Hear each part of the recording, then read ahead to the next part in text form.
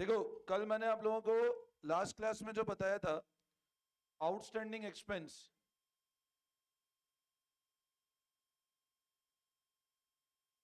देखो ध्यान दो। अब केस नंबर 1 हमने कल डिस्कस किया था। अब लिखो केस नंबर 2। लिखो केस नंबर 2।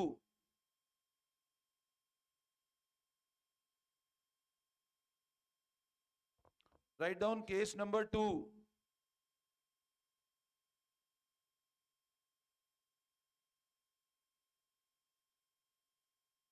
आउटस्टैंडिंग एक्सपेंस का केस नंबर 1 मैंने कल कराया था, केस नंबर 2 लिखना।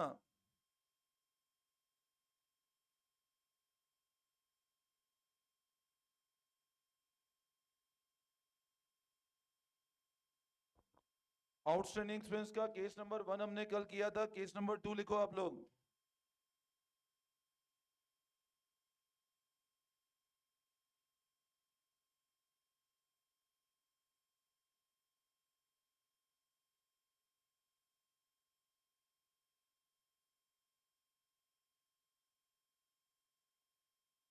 Salary 50,000, outstanding salary 3,000।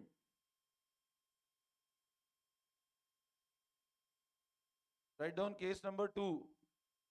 Salary 50,000, outstanding salary 3,000। जब तक 3 बार बोलता नहीं तो आधे लोग देखो। Salary 50,000, outstanding salary 3,000। अब मेरे को बताओ, इसके अंदर इस केस में मेरे को है ना एक चीज बताओ। आउटस्टैंडिंग सैलरी आपको ट्रायल बैलेंस में दिख रहा है, ट्रायल बैलेंस के बाहर दिख रहा है? अच्छा बताओ, आउटस्टैंडिंग सैलरी ट्रायल बैलेंस के अंदर दिख रहा है। इसका मतलब क्या हुआ? इसका मतलब ये हुआ कि जर्नल एंट्री हो चुकी है। अच्छा, आउटस्टैंडिंग सैलरी की क्या जर्नल एंट्री हुई होगी बताओ? है ना? अच्छा मेरे को बताओ, इस केस में ये आपने सैलरी पे कितनी करी होगी ये बताओ। मेरी बात फिर सुनो, क्वेश्चन मेरा सुनो आपस ध्यान से। इस केस में आपने कितनी सैलरी पे करी होगी ये बताओ मेरे को। 50,000 और 3,000। अच्छा मतलब टोटल सैलरी का खर्चा कितना बुक होना चाहिए? 53 बुक होना चाहिए। वापस ध्यान दो एक बार। टोटल सैलरी का खर्चा बुक्स में आप ये बता रहे हो सर, क्योंकि ट्रायल बैलेंस में आउटस्टैंडिंग गिवन है, इसका मतलब उसका जर्नल एंट्री हो चुका है। क्योंकि ट्रायल बैलेंस में आउटस्टैंडिंग सैलरी गिवन है, इसका मतलब उसका जर्नल एंट्री हो चुका है। बोलो क्या जर्नल एंट्री हुआ होगा? सैलरी टू कितने से? आपको कितना सैलरी डेबिट में नजर आ रहा है? तो ये 3,000 तो ये वाले होंगे एक तो इसमें, तो 50 में 3 तो ये वाले होंगे। अब कितने बचे? 47। वो क्या हो चुका होगा? तो उसके लिए क्या एंट्री होगी? वो कितने से हुई होगी? तो आपका पेमेंट तो 47 ही हुआ ना, 53 कैसे हुआ? या 50 कैसे पे हुआ? आप बताओ, आउटस्टैंडिंग सैलरी जब तुमको ट्रायल बैलेंस में दिख रहा है, तो ये 50,000 के अंदर 3 ऑलरेडी इंक्लूडेड है ना? मेरी बात समझो। जब आउटस्टैंडिंग सैलरी आपको ट्रायल बैलेंस दिख रहा है, तो ये 50 के अंदर 3 इंक्लूडेड होगा ना? अभी आप एक बात बताओ, हमने ट्रायल बैलेंस मान लो ऐसा लिखा होता, मान लो ऐसे लिखा होता सैलरी 50,000, और आउटसाइड ट्रायल बैलेंस लिखा होता आउटस्टैंडिंग सैलरी 3,000। तो बोलो क्या करते? तो आप बोलते हैं सर, इस केस में हम लोग इसकी एंट्री करते। क्या एंट्री करते? कितने से करते एंट्री है? 50 का डेबिट है, 3 का और डेबिट किया, कितना टोटल डेबिट हुआ? 53। तो आप पीएनएल में कितना राइट ऑफ करते?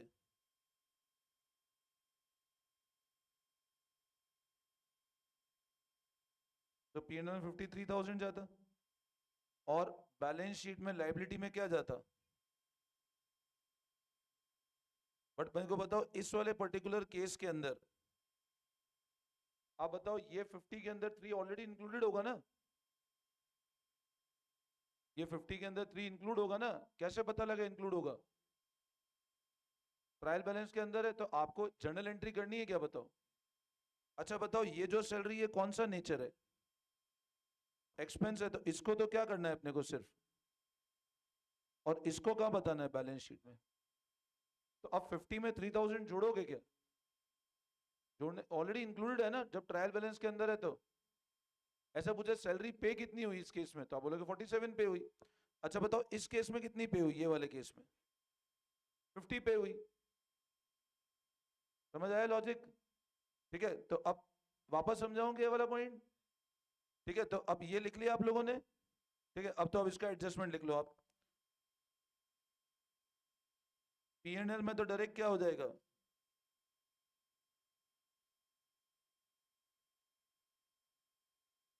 और बैलेंस शीट में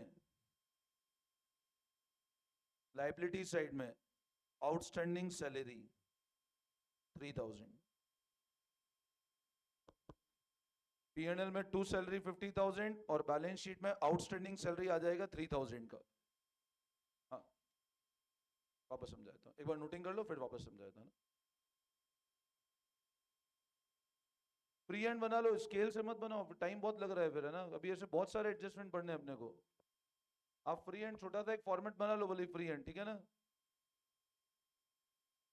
मतलब इसमें कोई पर्टिकुलर अमाउंट निकला नहीं, आपको सिर्फ P&L में कैसे बताना है मेरे को वो समझाना है ना।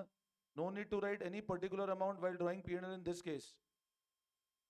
हमको सिर्फ वो एडजस्टमेंट समझना है कैसे होगा।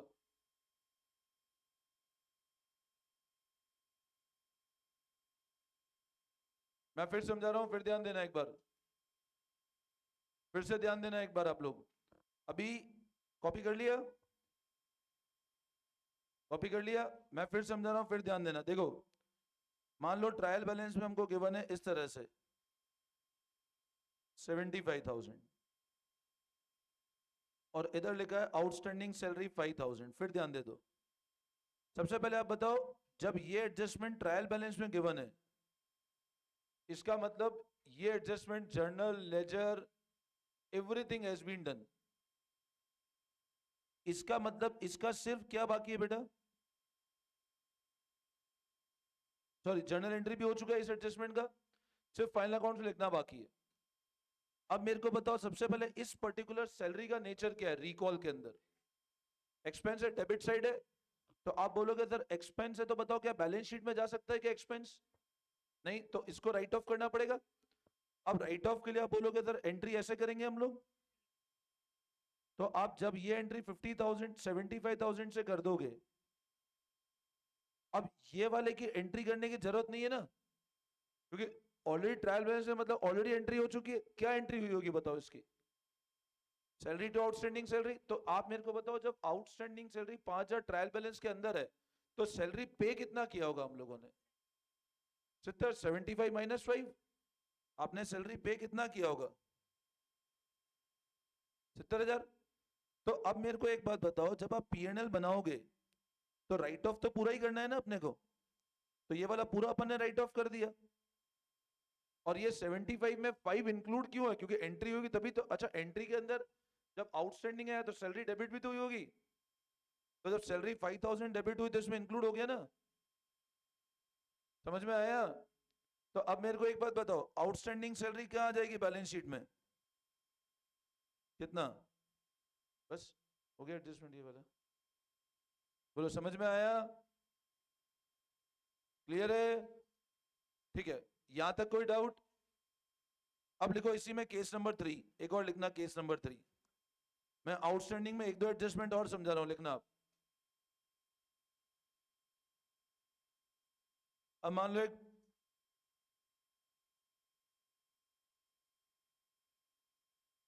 ये एक ट्रायल बैलेंस है, particulars debit and credit.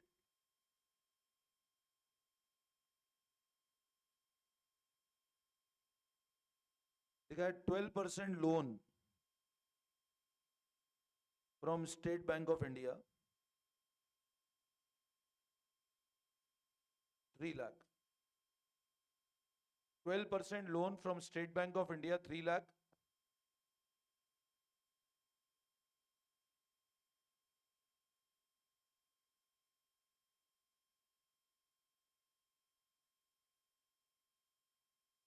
12% loan from State Bank of India 3 lakh और interest on loan to SBI, interest on loan to SBI. ठीक है, अब सब लोग इधर ध्यान देना। अब है ना, आप सब लोग सुनो मेरी बात ध्यान से। अभी सिर्फ इतना कॉपी करना, अब कॉपी करना नहीं, एक बार इधर ध्यान देना। मैंने मान लो इधर लिख दिया लेट से 30,000, अभी लिखना नहीं, 30,000 नहीं लिखना, सिर्फ यहीं तक लिखना एक बार, है ना। मेरे को आप एक बात बताओ, क्या ये information whether it is correct और रॉन्ग? अच्छा, क्या चीज गलत है इसमें, ये बताओ, क्या होना चाहिए? क्या चीज डेबिट आना चाहिए, बताओ। सब लोग इधर ध्यान दो, जब मैं बोलता हूं इधर ध्यान दो मतलब इधर देखना है, जब बोलता हूं कॉपी में करना है तब मतलब तुम्हारी कॉपी में करना है। बताओ, interest on loan to SBI, तुम लोग है ना, इसको ढंग से समझोगे ना तो आगे जब तुम बिजनेस करोगे बहुत काम आएगी ये सब चीजें। वरना तुमको कोई भी बिजनेस के अंदर अकाउंटेंट पागल बनाते रहेंगे, नहीं समझ, पता ही नहीं पड़ेगा कैसे क्या होता है चीजें। अभी मेरे को एक बात बताओ, 12% loan from SBI 3 lakh, interest on loan to SBI 30,000, क्या ये इंफॉर्मेशन करेक्ट है कि रॉन्ग है? अच्छा बताओ, ये क्यों रॉन्ग है, बोलो सर, बताओ बताओ क्यों रॉन्ग है? अच्छा, इंटरेस्ट कैसे पता लग रहा है इसमें एक्सपेंस है? चलो मैं इसको हटा देता हूं, अब बताओ। मैं 2 SBI हटा दिया मैंने, अब बताओ। अच्छा बताओ, ये जो ऊपर 3 लाख का लोन है ये आपका असेट है कि लाइबिलिटी है? तो लाइबिलिटी पे इंटरेस्ट दोगे कि मिलेगा? अपन देना पड़ेगा ना, और देना मतलब अपना खर्चा है कि कमाई है? तो इसका मतलब ये डेबिट साइड आना चाहिए था।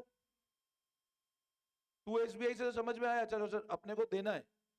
एक और क्या होना चाहिए आपका मेजर रीजन, कंसेप्ट वाला रीजन ये होना चाहिए क्योंकि सर ये अपने को लाइबिलिटी साइड गिवन है, और लाइबिलिटी साइड है तो इसका जो लोन है वो इंटरेस्ट क्या होगा अपना, और एक्सपेंस तो वो कहां जाएगा, डेबिट साइड जाएगा, है ना। तो मैंने ये कभी आपको ऐसे पूछा नहीं जाएगा गलत है कि सही है, ये तो मैंने आपका कंसेप्ट एक चेक करने के लिए आपको बताया। अब मेरे को एक बात बताओ, मैं मान लो इसको यहां से हटा देता हूं, interest on loan to SBI, मैं इधर लिख देता हूं लेट से 30,000 या 15,000, लिखो आप इंटरेस्ट ऑन लोन 15,000 लिखो, ये लिखो आप 15,000, और नीचे ना लोन फ्रॉम एसबीआई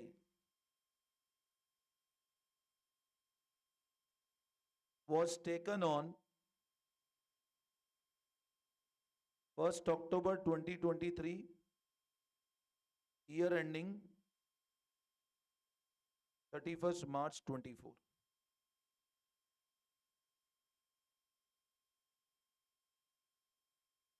अब ये का ये एडजस्टमेंट इस बार फाउंडेशन एग्जाम के अंदर आया था, same adjustment. Loan from SBI was taken on 1st October 2023, year ending 31st March 24। अब ये एक तरह का हिडन एडजस्टमेंट है जो बच्चों को, आधा बच्चों को पता नहीं पड़ता है। हिडन कैसे, बताओ मेरे को। अच्छा मेरे को कोई बता सकता है इसमें क्या होगा इस केस में, कैन यू टेल, क्या होगा बताओ, थोड़ा सा दिमाग लगाओ, बोलो क्या होगा इसके अंदर। मतलब मेरे को ये बताओ कि इसके अंदर पीएनएल और बैलेंस शीट में क्या ट्रीटमेंट होगा, बताओ।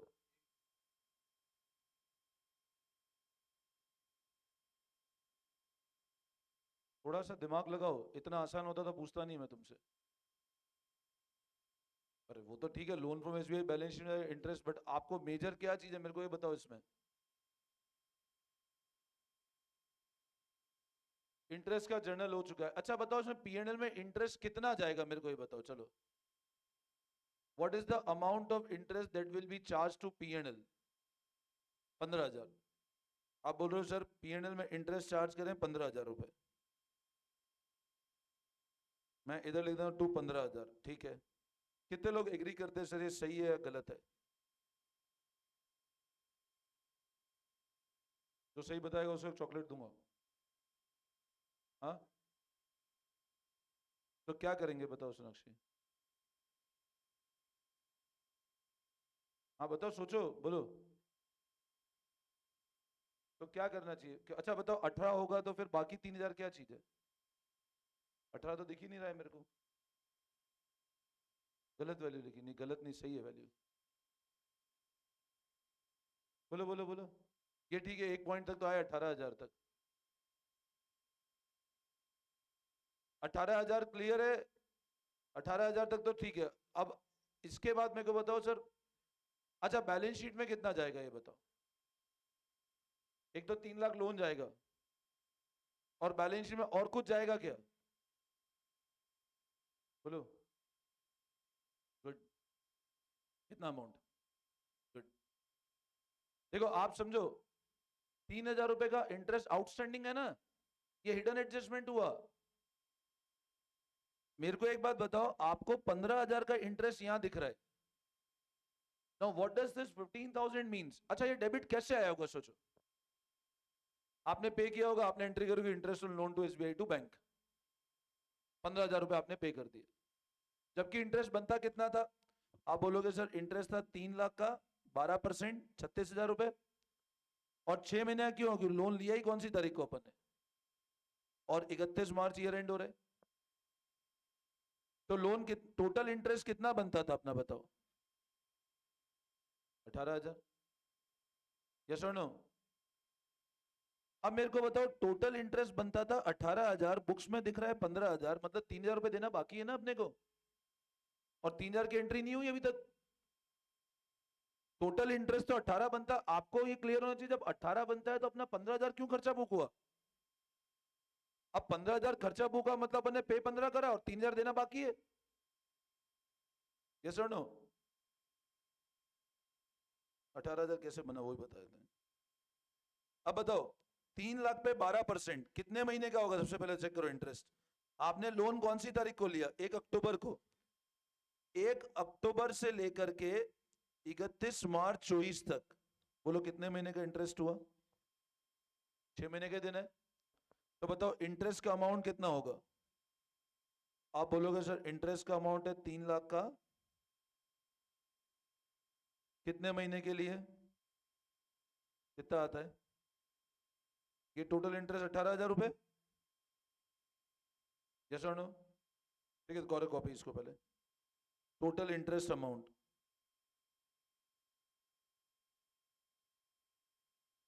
देखो टोटल इंटरेस्ट अमाउंट 3 लाख का 12%, 6 महीनों के लिए 18,000।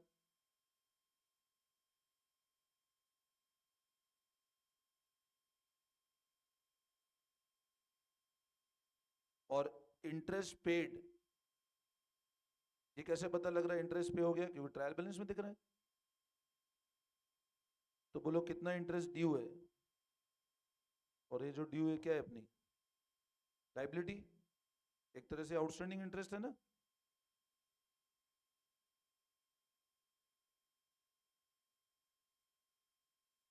तो this is your outstanding interest.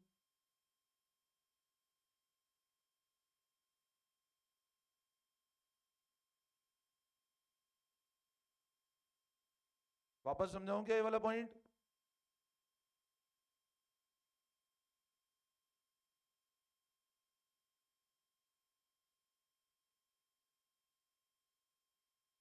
कोई दिक्कत?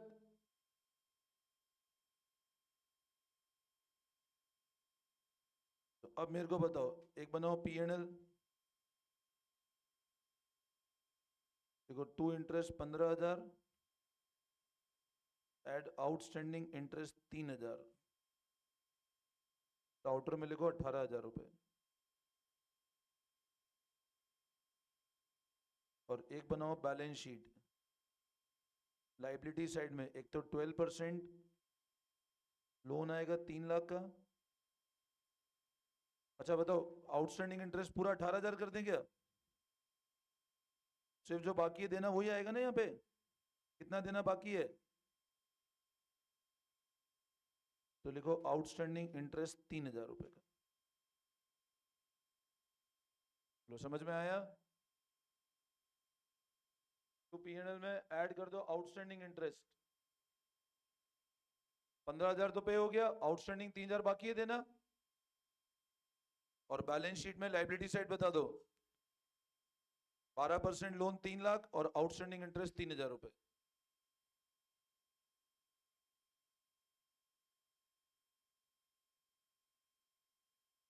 क्योंकि लोन तो हमेशा फाइनेंसिंग पार्टी होगा ना, कोई भी चीज के लिए लोन लिया। नहीं नहीं, आप एक चीज समझो, loan is always the financing part. Loan लेना हमेशा कौन सी एक्टिविटी का पार्ट होगा बताओ? कर लिया सब लोगों ने? वापस समझाऊं क्या? 12% लोन और आउटस्टैंडिंग इंटरेस्ट 3,000 बैलेंस शीट में लाइबिलिटी साइड आ जाएगा। ये पीएनएल का डेबिट साइड है, ये क्रेडिट साइड है, एक्सपेंस था राइट ऑफ कर दिया। वापस समझाऊं? क्लियर है? एक केस नंबर 4 और लिख लो।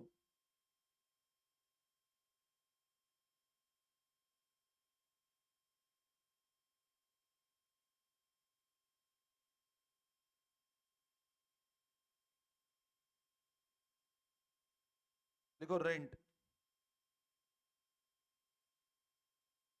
55,000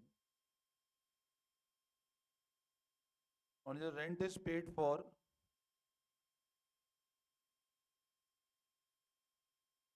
11 months।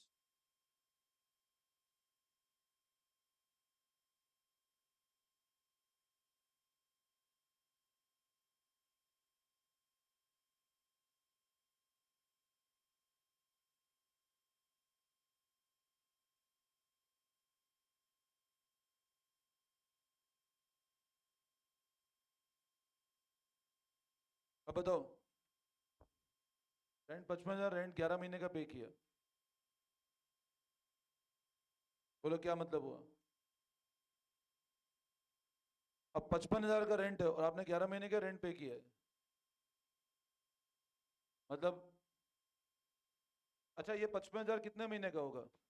और ये ट्रायल बैलेंस में दिख रहा है, मतलब पर मंथ रेंट कितना हो गया आपका? 5,000 रुपए। पर मंथ का रेंट कितना हो गया? तो 5,000 रुपए क्या है अपने आउटस्टैंडिंग है, सिंपल। तो लिख लो आप, ऊपर ट्रायल बैलेंस में मतलब पे हो चुका है ये, तो ये 5,000 पर मंथ।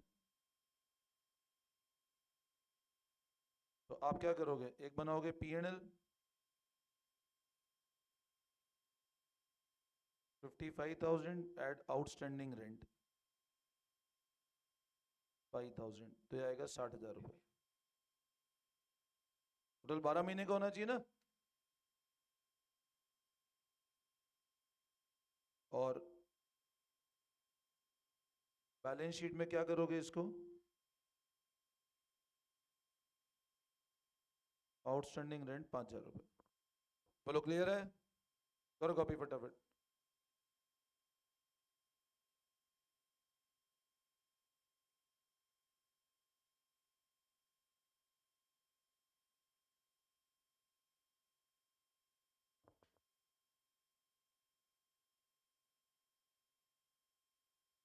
Any doubt? कोई कंफ्यूजन?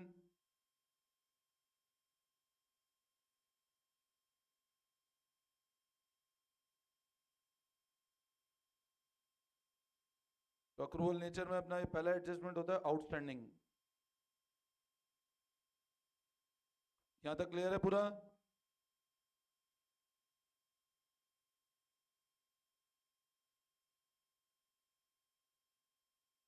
कॉपी कर लिया सबने?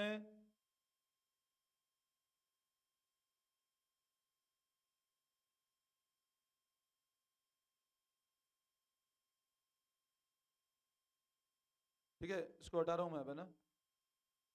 कॉपी कर लिया? कर लो फटाफट copy.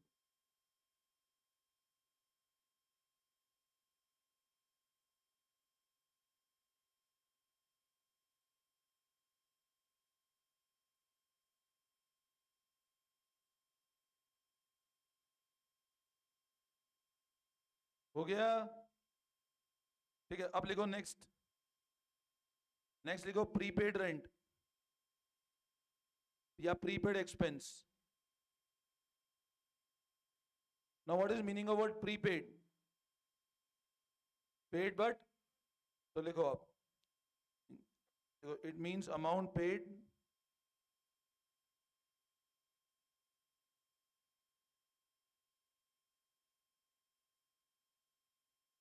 But not due. Prepaid मतलब अमाउंट पे कर दिया बट ड्यू नहीं हुआ। और प्रीपेड क्या चीज होती है बताओ, हमारा असेट की लाइबिलिटी। तो प्रीपेड इज असेट। वापस केस नंबर 1 लिखो।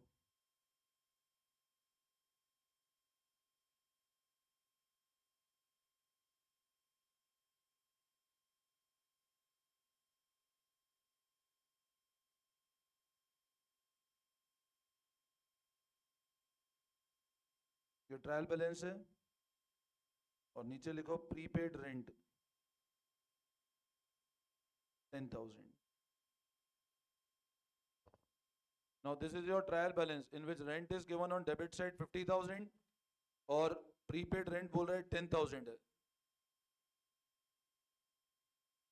ये अपना ट्रायल बैलेंस में रेंट आपको डेबिट साइड दिख रहा है 50,000 और एडजस्टमेंट गिवन है prepaid rent 10,000।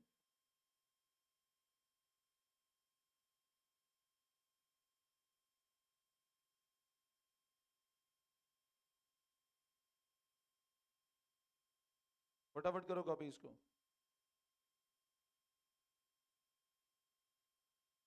Now what does this prepaid indicate? Prepaid आपको ट्रायल बैलेंस के बाहर गिवन है या इनसाइड ट्रायल बैलेंस? तुमने कर लिया कॉपी। अब prepaid outside the trial balance है, मतलब बोलो क्या करेंगे इसका। अच्छा बोलो क्या जर्नल एंट्री करते हैं? Prepaid rent to rent. Prepaid की एंट्री क्या होती है? आइडिया है ना सबको? तो प्रीपेड रेंट की एंट्री होती है प्रीपेड रेंट अकाउंट डेबिट। और ये कितने रुपए से होती है? अच्छा बताओ इसमें प्रीपेड क्या चीज है आपका? First entry. और रेंट क्या चीज है? सेकंड एंट्री है ना एक्सपेंस की। फिर समझो मेरी बात, prepaid rent first entry asset की, रेंट सेकंड एंट्री एक्सपेंस की है। यस और नो? अब मेरे को बताओ इस केस में रेंट आपने 50,000 ट्रायल बैलेंस में दिख रहा है, तो ये क्या इंडिकेट करता है बताओ? What does this 50,000 indicate which is given in debit trial balance? पे करा होगा। अच्छा आपने 50,000 पे किया और रिवर्स हो गया 10,000, मतलब अपना नेट खर्चा ऑब्वियसली बात है, प्रीपेड खर्चा होता भी नहीं ना इस साल का। अक्रूवल सिस्टम क्या बोलता है? प्रीपेड तो नेक्स्ट ईयर का खर्चा है। अक्रूवल क्या बोलता है? प्रीपेड कब का खर्चा है। Getting my point? तो मेरे को एक बात बताओ, ये जो प्रीपेड रेंट के अंदर रेंट आपने रिवर्स किया, अब आप बताओ आपका नेट कितना रेंट में डेबिट है? डेबिट 50 था, क्रेडिट कर दिया 10 आपने, तो नेट कितने का डेबिट है रेंट में? 40,000 का। तो लिखो आप नेट डेबिट इन रेंट 40,000। अच्छा अब एक मिनट वापस इधर ध्यान दो, ये कौन सी कैटेगरी होगी बोलो? एक्सपेंस। आपने इधर इसको रिवर्स कर दिया, तो मेरे को एक बात बताओ पीएनएल में नेट कितना रेंट राइट ऑफ होगा? 40,000 रुपए। यस और नो? अब मैंने बताया था बच्चे रटते क्या है, प्रीपेड को माइनस कर दो। अब माइनस रटने की जरूरत ही नहीं है, लॉजिक समझ आ रहा है ना? क्योंकि जो पे किया वो डेबिट है, आपने रिवर्स किया, तो नेट ये जो रेंट बचा 40,000 ये डेबिट बचा ना ये। और ये कितना बच, ये क्या चीज है अपना? समझ आया? तो अब क्या करें पीएनएल के अंदर?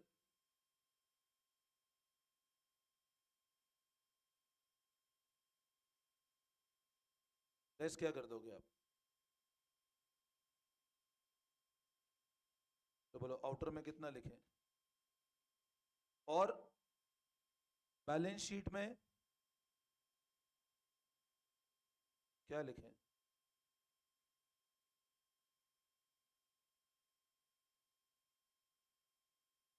बोलो समझ में आया? करें कॉपी करें फटाफट।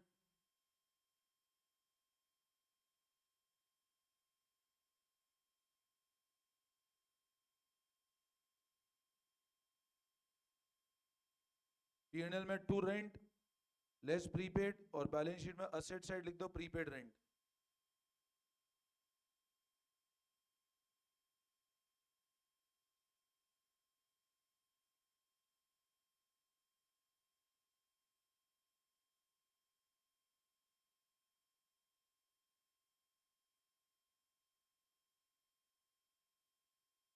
बोलो, इसमें कोई डाउट?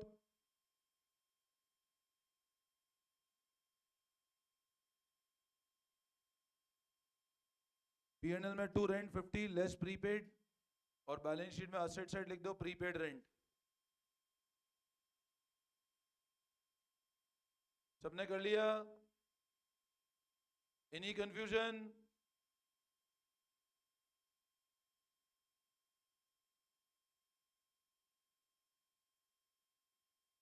हो गया? ठीक है, अब लो केस नंबर 2।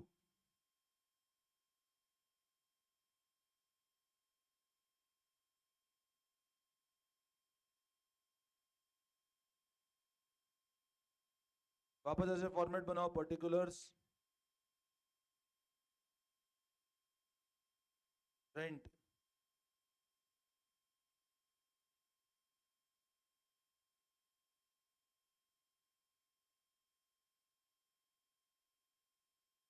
अच्छा बताओ, प्रीपेड रेंट क्रेडिट साइड लिख सकते हैं क्या? क्यों नहीं लिख सकते हैं? असेट होता है वो, है ना?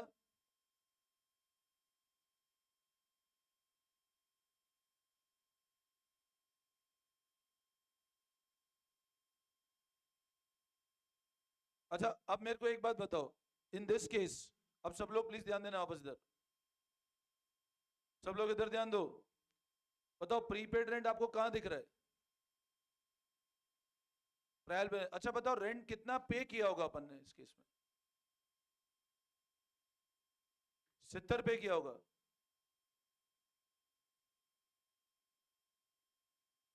पैंसठ पे किया है। पेमेंट कितना किया होगा? पेमेंट तो 75 हुआ होगा ना?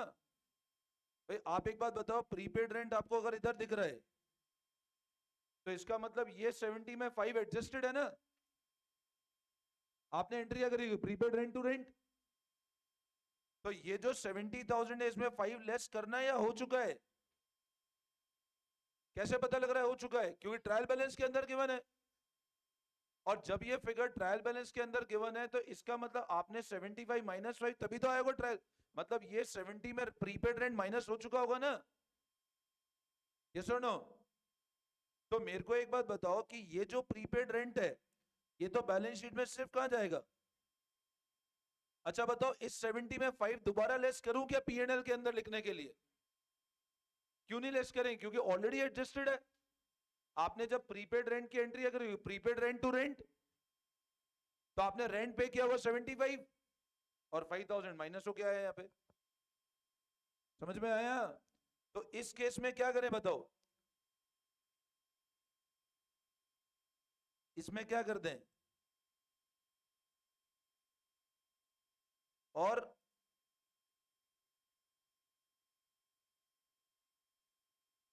असेट साइड क्या लिखें?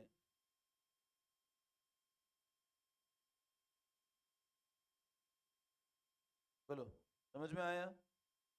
करो कॉपी फटाफट। अब ऐसे रटोगे ना कि रेंट को प्रीपेड में, प्रीपेड को हमेशा माइनस कर दो, तो ऐसे केस में गलती कर दोगे। आपने तो रटा हुआ है प्रीपेड माइनस करना है, इसमें भी माइनस करोगे तो गलत हो जाएगा फिर वो। इसमें आउटसाइड द ट्रायल बैलेंस है, sorry inside the trial balance है, और रेंट पे कितना किया होगा? 75।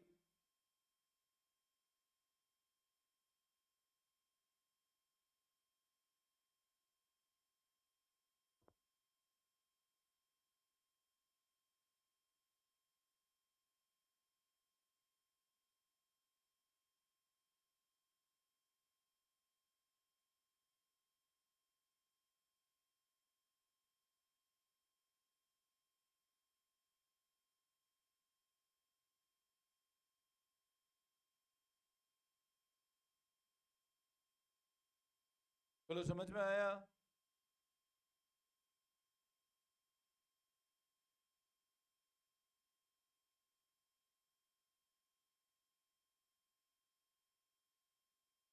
कोई डाउट?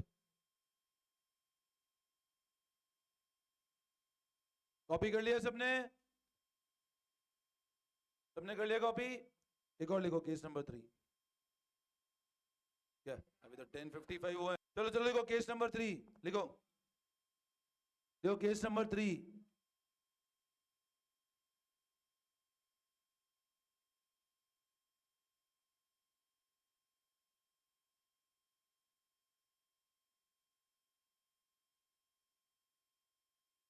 लिखो फटाफट, बातें नहीं लिखो फटाफट।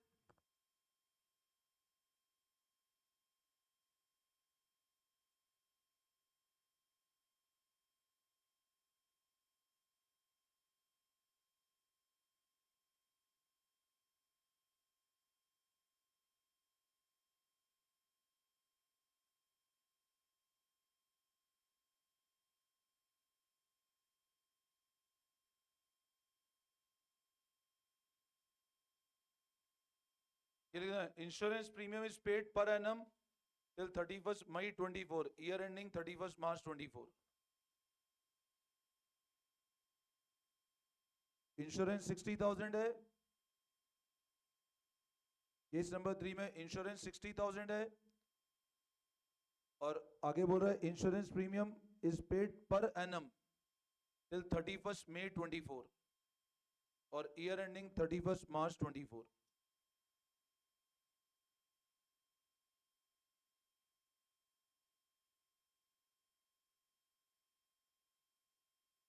अब इस केस में कॉपी कर लिया।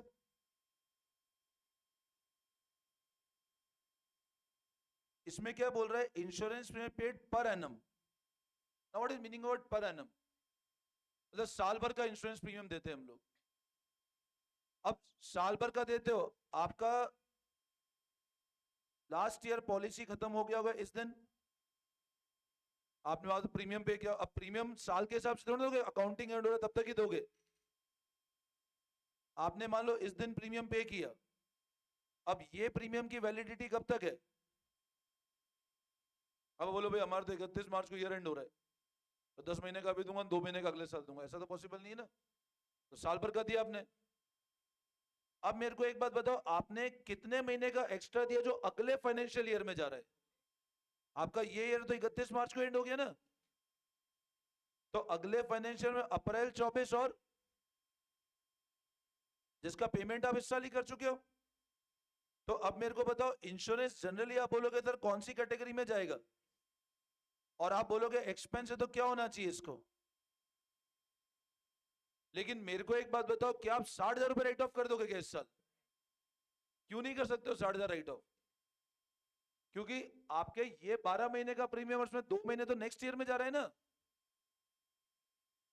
मेरी बात फिर सुनना, ये जो ईयर है ये प्रीमियम आपने पे कौन सी तारीख को किया होगा? 31 मई 23 को। अब ये प्रीमियम अगर आपने 31 मई 23 को पेमेंट किया, तो एक बात बताओ, 2 महीने नेक्स्ट फाइनेंशियल ईयर में जा रहा है ना, तो 2 महीने का इंश्योरेंस क्या चीज है आपका? प्रीपेड है, यस और नो? और अच्छा बताओ, उसकी जर्नल एंट्री हो गई है क्या प्रीपेड की?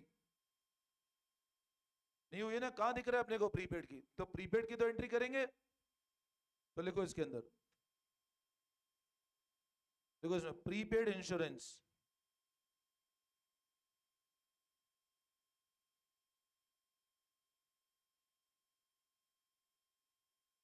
अप्रैल 24 एंड मई 24।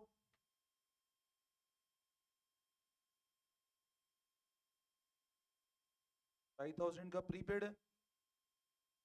और इसकी क्या जर्नल एंट्री करोगे बोलो प्रीपेड की? इस 5,000 की क्या एंट्री होगी?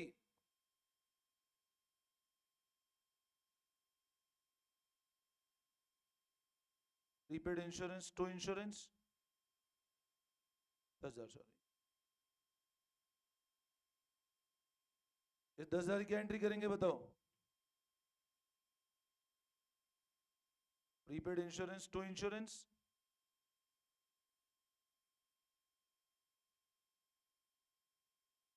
तो आप बताओ इंश्योरेंस में नेट डेबिट कितने का बचा? माइनस हो गया 10। और ये कौन सी कैटेगरी में जाएगा? ये एक्सपेंस है आपका। तो यहां पर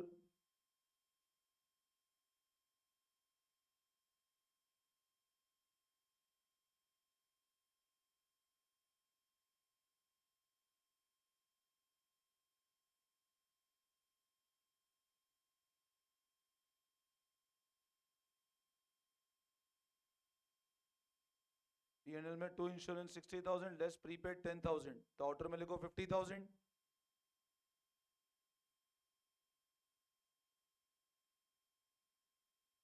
P&L में टू इंश्योरेंस 60,000 लेस प्रीपेड 10,000, ऊपर डेबिट 60 था, आपने क्रेडिट दे दिया ना 10 का, तो नेट अपना डेबिट 50 का था जो अपने राइट ऑफ कर दिया P&L में।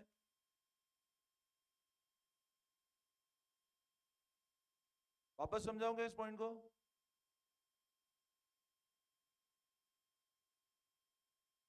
बैलेंस शीट में असेट साइड लिख दो सिर्फ,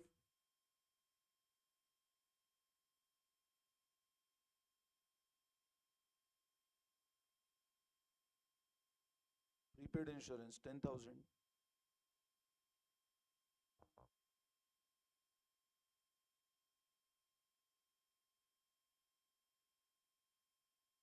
वापस समझाओ।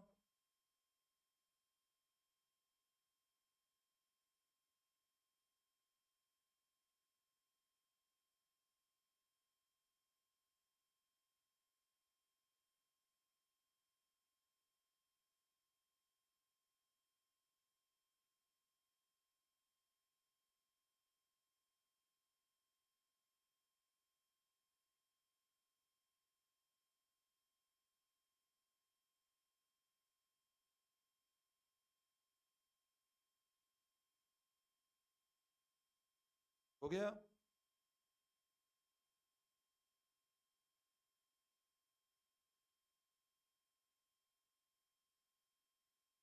कॉपी कर लिया?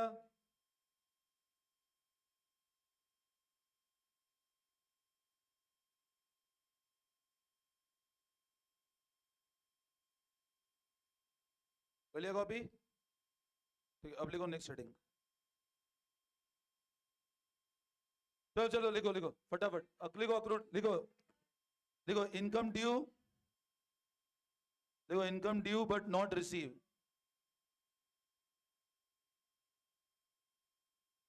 देखो income due but not received,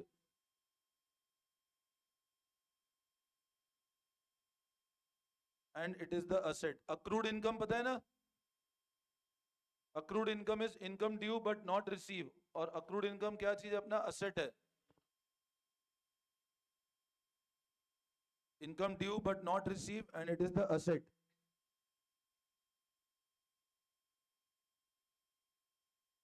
देखो केस नंबर 1,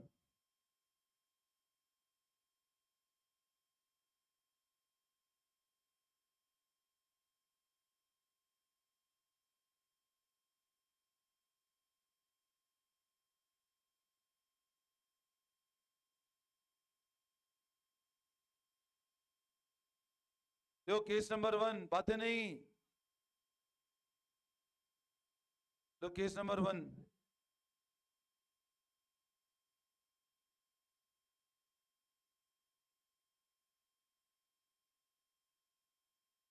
अब सब लोग इधर ध्यान देना, वापस देखो इधर सुनो।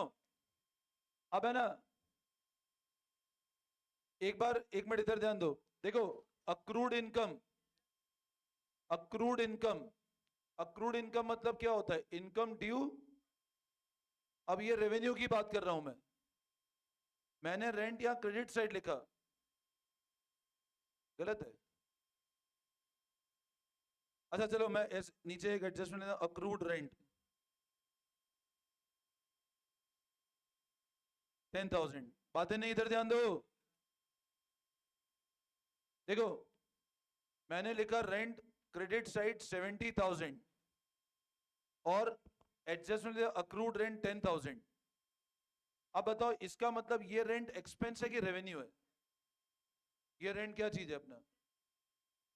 और अक्रूड रेंट हमको 10,000 गिवन है। Now what does this 10,000 indicate? आना बाकी है। अब क्या जर्नल एंट्री करेंगे बोलो इसकी? Accrued rent to rent, accrued, अच्छा अक्रूड रेंट अपना असेट होता है ना, तो आप बोलोगे सर इसकी जर्नल एंट्री करेंगे क्या? अक्रूड रेंट अकाउंट डेबिट,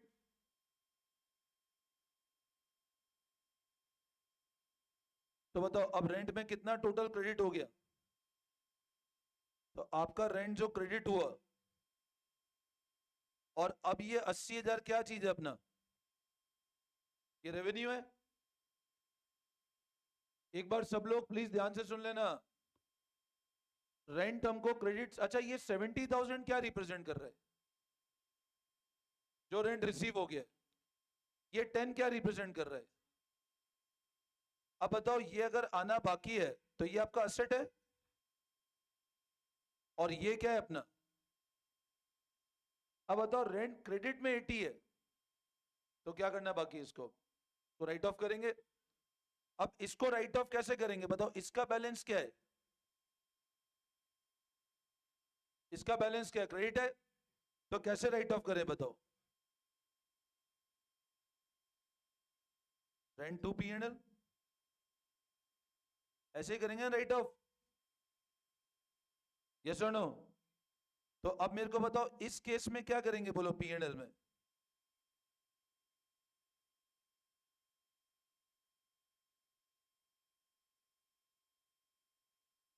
और ऐड क्या करते हैं?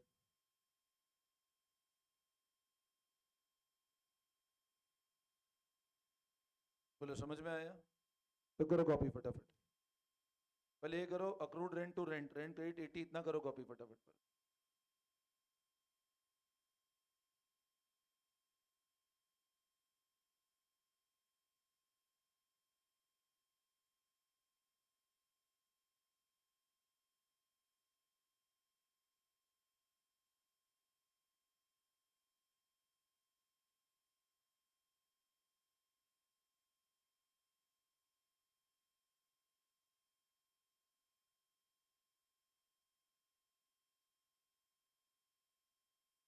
एकलव्य, हाँ, कॉपी कर लिया?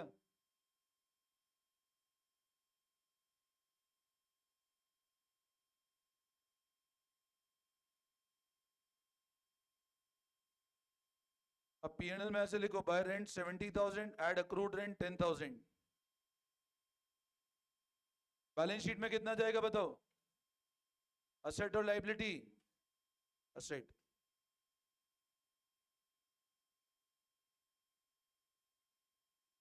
बस एक लास्ट केस है इसके बाद।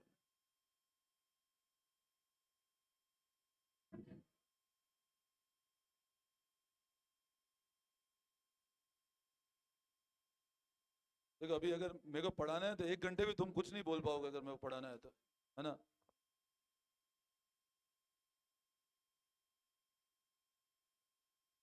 कल मैं क्लास लूंगा, ध्यान रखना, कल मिस मत करना क्लास। कल, कल क्लास होगी अकाउंट्स की, जिसको नहीं आना है वो उसके बाद देख लो, कल अकाउंट्स क्लास होगी, ठीक है ना? सेम 10 से